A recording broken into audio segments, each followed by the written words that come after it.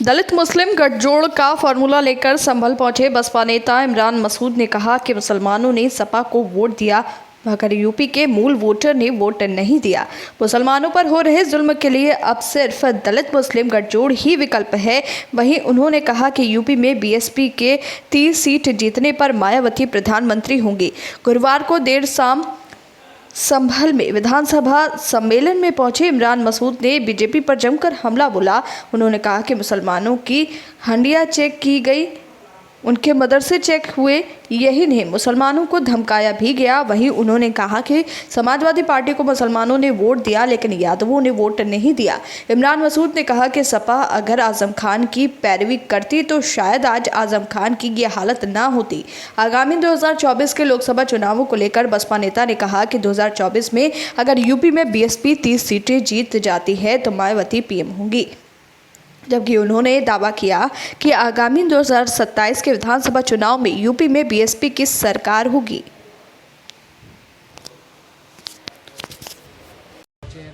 क्या था इस सम्मेलन का उद्देश्य? देखिए, मुझे बहन जी ने जो जिम्मेदारी दी है उसी के तहत हम पूरे जनपदों में जाकर के एक कोशिश कर रहे हैं कि उत्तर प्रदेश के अंदर समाजवादी पार्टी को वोट देकर के बहुत लोगों ने देखा और वो विफल हुआ प्रयोग। उत्तर प्रदेश के अंदर बहन जी के नेतृत्व में अगर ख़ास तौर से मुसलमान और दलित का जो समीकरण है उस समीकरण को बनाने में हम कामयाब होते हैं तो एक मजबूत विकल्प के रूप में उत्तर प्रदेश के अंदर हम लोग खड़े होंगे। जिस तरह समाजवादी पार्टी छोड़ के आप बसपा में शामिल हो गए हैं, क्या वजह थी समाजवादी पार्टी? यही वजह थी। समाजवादी पार्टी में हमने पूरा वोट डाला, लेकिन जहाँ हमने वोट डाला वहीं चुनाव जीते हैं। जहाँ उनका वोट था वहाँ सब जगह चुनाव हार गए। तो ये आप अपना वोट तो रोक नहीं पा रहे हो, अब दूसरे को क्यों? पिटते तो हम हैं, सबसे ज़्यादा पिटाई तो हमारी होती है, सबसे ज़्यादा हंडिये घर के अंदर खाने की हमारी चेक होती हैं, हमारे मदारिस को चेक किया जाता है, हमारे नमाज के ऊपर डंडे बरसाए गए। सबसे ज़्यादा पिटाई तो हमारी हुई है, सबसे ज़्यादा दुखी तो हम हैं। आप कहाँ दुखी हो? 2022 के 2000 अब निकाय चुनाव में आ रहे हैं, बसपा का क्या उसमें रहेगी? देखिए, पार्टी का जो निर्णय होगा मैं पार्टी के लिए काम करूँगा। मेरा काम अभी पार्टी के लिए राजनीतिक रूप से नए समीकरण को तैयार करके मजबूत खड़ा करना है। मैं उसी काम पे लगा हूँ। कौन होगा निकाय चुनाव में बसपा? मैंने आपको बताया ना, पार्टी का निर्णय, इसमें मेरा कोई रोल नहीं है। अभी जिस तरह से लगातार मदरसों पर कार्रवाई हुई, दारुल उलूम जो सबसे बड़ा मदरसा माना जाता है वो भी अवैध घोषित हुआ है, क्या कहेंगे उसको लेकर? अब ये किसको वैध मान रहे हैं, किसको अवैध कर रहे हैं, मुझे नहीं पता। हमने पहले भी कहा और आगे भी कह रहे हैं। आपने मदरसों को कहा कि 7600 मदरसे जो हैं वो हैं, उसके ऊपर बहन जी ने ट्वीट किया और बहन जी ने बहुत सटीक जगह पर चोट की कि आप उनको अनुदान सूची में शामिल करेंगे। तो सरकार की तरफ से जवाब नहीं आया, उसी दिन से बंद हो गया मदरसा नामा। तो जो मजबूत बोलने का काम बहन जी कर सकते हैं वो कोई नहीं कर सकता। सर, मैनपुरी से लोकसभा का प्रत्याशी बनाया गया है उपचुनाव का डिम्पल यादव को, कहाँ तक की उम्मीद है कि क्या कुछ सफलता मिल पाएगी? मैं समाजवादी में नहीं हूँ साहब, मैं बहुजन समाज पार्टी में हूँ। अगर बहुजन समाज पार्टी का प्रत्याशी होगा तब मैं उसके ऊपर प्रतिक्रिया दूंगा। बसपा से किसकी उम्मीद है? जिसे बहन जी चाहेंगी। बसपा में कुछ नहीं होता, बहन जी की जो बहन जी चाहेंगी वही होगा।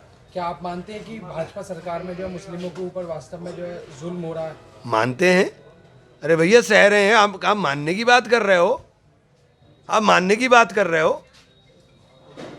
क्योंकि डॉक्टर शफीक रहमान बर्क भी जो कह चुके हैं कि यूपी में जो है लगातार मुस्लिम जो है कि ना खौफजदा होकर के जो है जी रहे हैं, तो क्या ये बिल्कुल जो है अब स्पष्ट है? डॉक्टर साहब क्या कह रहे हैं क्या नहीं है तो सवाल डॉक्टर साहब से पूछिए, मैं डॉक्टर साहब के सवाल का जवाब नहीं दे आपने सकता। कहा कि बोले मुस्लिमों को लेकर के जो है लगातार जो है बहुत ज़्यादा जो है जुल्म जो हम सह रहे हैं। अभी मैंने इससे पहले यही कहा ना।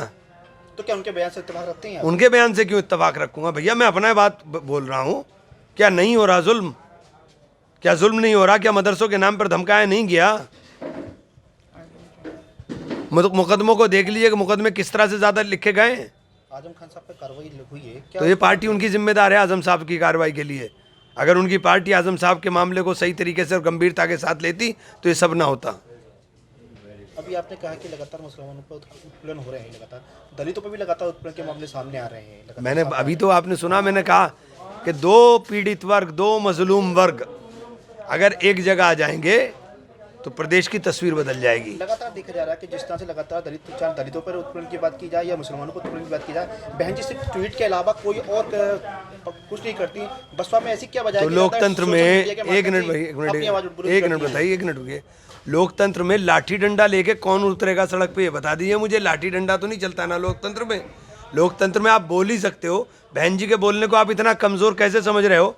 मतलब दूसरे नेता ट्वीट करें तो ट्वीट, प्रधानमंत्री ट्वीट करें तो ट्वीट। प्रधानमंत्री कौन सा काम के अंदर जो वादे पूरे करें उन्होंने सड़क पर आकर के पूरा किया? प्रधानमंत्री ट्वीट करे तो ट्वीट, बहन जी ट्वीट करें तो साहब वो कुछ नहीं कर रही है। क्या बात हो गई साहब? नेता का काम तो यही है ना। प्रधानमंत्री जी बैठे हो ट्वीट कर दें, मुख्यमंत्री जी बैठे हो ट्वीट कर दें। तो आप उनके विचार उसी के माध्यम से जान रहे हैं ना। संचार युग यही तो है, यही तो संचार युग है। कौन सा नेता, विपक्ष का भी आप किसी को बता दीजिए कौन सा ऐसा नेता है जो सड़क पर उतर कर के बात कर रहे हो? राहुल जी पैदल यात्रा कर रहे हैं, राहुल जी अपनी पार्टी के संगठन को मजबूत करने के लिए यात्रा कर रहे हैं, उसके अलावा क्या मकसद है? भारत जोड़ो यात्रा लगातार हाँ तो कर रहे हैं ना, अपने संगठन के लिए कर रहे हैं। उनके बाद संगठन ही खत्म हो गया, हमारी पार्टी के बाद तो संगठन मजबूत है। संगठन को वोट के अंदर तब्दील करने के लिए कोशिश में लगेंगे। संगठन मजबूत है। यूपी में विधानसभा चुनाव में एक ही सीट आपकी आई है।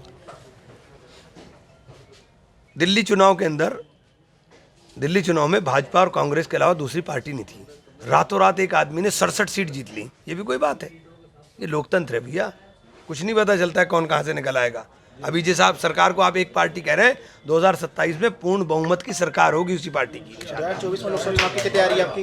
2024 के लोकसभा चुनाव की तैयारी है? देखिए 2024 में मेरी कोशिश है कि हम 30 से ज़्यादा सीटें जीत कर चले जाएं।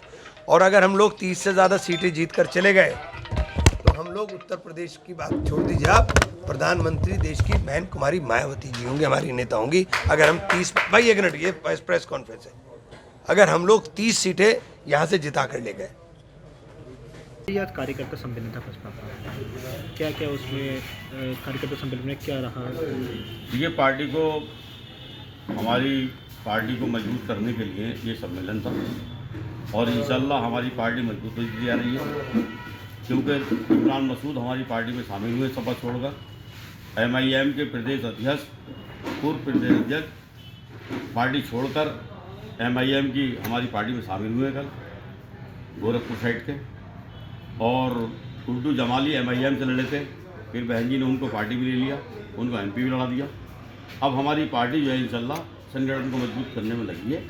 इंशाल्लाह उम्मीद ये है कि 2024 में जो भी निर्णय हो बहन जी का, और गठबंधन हो जैसे भी हो, अकेले अपने दम पे लड़ें, वो बहन जी निर्णय है। वैसे हमारी पार्टी इंशाल्लाह, हमारी बिना पार्टी के अलावा कोई जीतने वाला नहीं है। जब तक दलित, मुस्लिम, सिख, ईसाई और सेकुलर हिंदू समाज नहीं आएगा साथ में, जब तक कामयाबी मिलने वाली नहीं है। समाजवादी को देख चुके लोग और समाजवादी छोड़ छोड़कर अब बहुजन समाज पार्टी का दामन थाम रहे हैं। नगर निकाय चुनाव पास नहीं है, उसमें लेकर BSP को देखिए हमारे प्रत्याशी इंशाल्लाह जो भी थे आज, चाहे बेजोर के प्रत्याशी हों वो भी आए हुए थे, गुन्नौर के प्रत्याशी भी आए हुए थे, बपराला के भी आए हुए थे, और प्रत्याशी हमारे चंदोसी के भी आए हुए थे, और वसीम चेयरमैन हमारे सिटी से भी आए हुए थे। सारे चेयरमैन फाइनल हो चुके हैं हमारे इंशाल्लाह। हमारे में कोई भीड़ नहीं है और ना कोई गद्दारी होती है। जिसको फाइनल कर दिया था उसी को टिकट होता है। संभल के बारे में क्या कहेंगे? देखिए समाजवादी पार्टी के अंदर ग्रुप बंदी है। बरसात पे खेमे में 7-8 कैंडिडेट हैं, चकवाल साहब के कैंडिडेट 7-8 हैं, MIM में 7-8 कैंडिडेट थे, एक को टिकट और गया तो 6 लोग विरोध कर रहे हैं।